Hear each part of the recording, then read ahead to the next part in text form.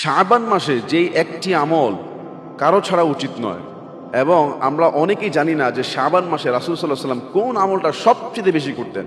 যে আমলটা রাসূল সাল্লাল্লাহু আলাইহি ওয়াসাল্লাম শাবান মাসে করতেন, এটা আমরা অনেকেই কিন্তু করিও না। দেখুন, রোজা ফরজ। শাবান মাসের পরের মাসটা হলো রোজা। দীর্ঘ এক মাস আমরা সবাই রোজা রাখি, এটা ফরজ। কিন্তু আমরা কেউই জানি যে রমজানের আগের যে মাসটা শাবান মাস, এই মাসটা রাসূল সাল্লাল্লাহু আলাইহি ওয়াসাল্লাম সবচেয়ে বেশি নফল রোজা রাখতেন। মায়েশা সিদ্দিকা রাদিয়াল্লাহু আনহা বলে যে শাবান মাসের মতো এত বেশি রোজা রাসূল রাখতেন না, যত বেশি তিনি রাখতেন। আমরা তো শাবান মাসে শুধু সওবরতের রোজাটা তালাশ করি, আর কোনো রোজা রাখি না। আর রাসূল শাবান মাসে পুরা মাস প্রায় লাগাতার, হয়তো কয়েকদিন ছাড়া রোজা রাখতেই থাকতেন। এটা হলো রমজানের পুরো প্রস্তুতি। যদি শাবান মাসে আপনি 20-25টা রোজা রাখতে পারেন, তাহলে রমজান মাসের রোজাগুলো আপনার জন্য পান্তাভাত হয়ে যাবে। এই জন্য শাবান মাসটা আমরা কেউ ভুলেও এই আমলটা ছেড়ে দেব না।